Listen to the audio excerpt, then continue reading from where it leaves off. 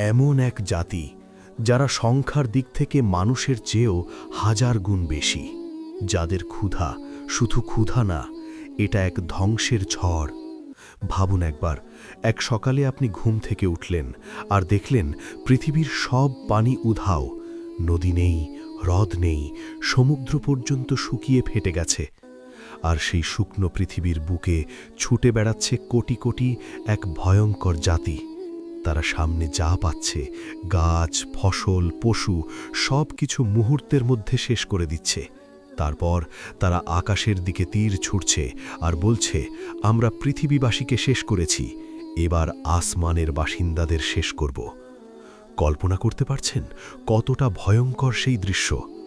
কিন্তু সবচেয়ে বড় প্রশ্ন হল, এই জাতি কারা? তারা এখন কোথায়? আর কে সেই রহস্যময় বাদশাহ যিনি তাদের বন্দী করেছিলেন? এই প্রশ্নগুলোর উত্তর খুঁজতে আমাদের ফিরে যেতে হবে হাজার বছর আগের ইতিহাসে।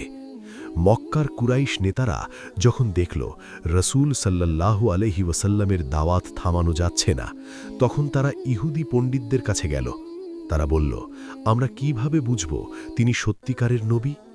ইহুদি পণ্ডিতরা বলল, তাকে 3টি প্রশ্ন করো। তার মধ্যে একটি ছিল, সেই ভ্রমণকারী বাদশাহ কে যিনি পূর্ব থেকে পশ্চিম পর্যন্ত পৃথিবী ভ্রমণ করেছিলেন? এই প্রশ্নের উত্তরে নাজিল হল সূরা কাহাফ, আর সেখান থেকেই শুরু হয় এক মহান শাসকের কাহিনী, জুলকারনাইন। জুলকারনাইন নামের অর্থ 2 শিং বিশিষ্ট। অনেকে তাকে আলেকজান্ডার দ্য গ্রেট মনে করে, কিন্তু সত্যটা ভিন্ন।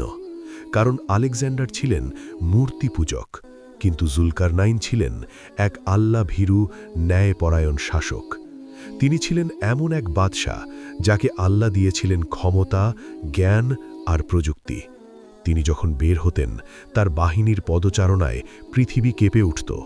কিন্তু আশ্চর্যের বিষয়, এত ক্ষমতা থাকা সত্ত্বেও তিনি ছিলেন বিনয়ী। তিনি প্রথমে ওয়াস্ট দিকে যাত্রা করলেন। দীর্ঘ পথ পাড়ি দিয়ে পৌঁছালেন এমন এক স্থানে যেখানে মনে হচ্ছিল সূর্য ডুবে যাচ্ছে এক কালো জলের মাঝে। সেখানে তিনি এক জালিম জাতিকে পেলেন। আল্লাহ তাকে সুযোগ দিলেন। তিনি চাইলে তাদের শাস্তি দিতে পারেন, আবার চাইলে ক্ষমা করতে পারেন। তিনি বললেন, যে জুলুম করবে তাকে শাস্তি দেওয়া হবে, আর যে ঈমান আনবে তাকে পুরস্কৃত করা হবে। এরপর তিনি পূর্ব দিকে রওনা হলেন। সেখানে গিয়ে দেখলেন এক অদ্ভুত জাতি। তাদের ঘর নেই, পোশাক নেই, সূর্যের তাপ থেকে বাঁচার কোনো ব্যবস্থা নেই। তারা সূর্য উঠলে মাটির নিচে লুকিয়ে থাকত, আর সূর্য ডুবলে বের হতো। জুলকারনাইন তাদের উপর অত্যাচার করেননি, বরং তাদের অবস্থা বুঝে ছেড়ে দিয়েছিলেন। এরপর তিনি পৌঁছালেন 2 পাহাড়ের মাঝখানে। সেখানে এক ভীত সন্ত্রস্ত জাতি তার কাছে সাহায্য চাইল। তারা বলল, ইয়াজুজ মাজুজ নামের এক ভয়ঙ্কর জাতি আমাদের ধ্বংস করে দিচ্ছে। তারা প্রস্তাব দিল, আমরা আপনাকে সম্পদ দেব, আপনি আমাদের রক্ষা করুন। কিন্তু জুলকারনাইন বললেন, আমার টাকার দরকার নেই, তোমরা শুধু আমাকে সাহায্য করো।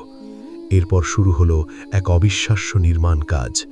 লোহার বিশাল ব্লক আনা হলো, আগুনে গলানো হলো, তারপর তার উপর ঢালা হলো গলিত তামা। ধীরে ধীরে তৈরি হলো এক বিশাল, মসৃণ, অদম্য প্রাচীর, যা বেয়ে ওঠা যায় না, যা ভাঙা যায় না। এই প্রাচীরের ওপাশে বন্দী হল ইয়াজুজ মাজুজ। তারা মানুষই, কিন্তু ভয়ঙ্কর।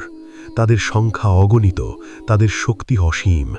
প্রতিদিন তারা সেই দেওয়াল ভাঙার চেষ্টা করে, কিন্তু একটা ভুল করে, তারা ইনশাআল্লাহ বলে না। ফলে প্রতিদিন রাতের বেলা দেওয়াল আবার আগের মতো হয়ে যায়। এভাবেই কেটে গেছে হাজার বছর। কিন্তু একদিন আসবে যেদিন তারা বলবে ইনশাআল্লাহ, আর সেদিনই দেওয়াল ভেঙে পড়বে। তারা বের হয়ে আসবে পঙ্গপালকের মতো। পৃথিবীর সব পানি শেষ করে ফেলবে, সব ফসল খেয়ে ফেলবে। মানুষ ভয়ে পাহাড়ে আশ্রয় নেবে। তাদের অহংকার এতটাই বেড়ে যাবে, তারা আকাশের দিকে তীর ছুড়বে। ঠিক তখনই হযরত ঈসা আলাইহিস সালাম আল্লাহর কাছে দোয়া করবেন, আর আল্লাহ পাঠাবেন ক্ষুদ্র এক প্রাণী, যা তাদের ঘাড়ে আক্রমণ করবে। এক রাতেই সব শেষ। কোটি কোটি ইয়াজুজ মাজুজ মৃত্যুবরণ করবে। তারপর আকাশ থেকে নামবে বৃষ্টি, পৃথিবী আবার পরিষ্কার হবে, ফিরে আসবে শান্তি, ফিরে আসবে বরকত। কিন্তু এই কাহিনী শুধু গল্প না, এটা আমাদের জন্য এক সতর্ক বার্তা। যেদিন এই ঘটনা ঘটবে সেদিন কোনো প্রযুক্তি কাজ করবে না, রক্ষা পাবে শুধু তারা যাদের ঈমান আছে। তাই আসুন আমরা আল্লাহর কাছে দোয়া করি, হে আল্লাহ, আমাদের ইয়াজুজ মাজুজ ও দাজ্জালের ফিতনা থেকে রক্ষা করুন, আমাদের ঈমানের সাথে মৃত্যু দিন। আমিন।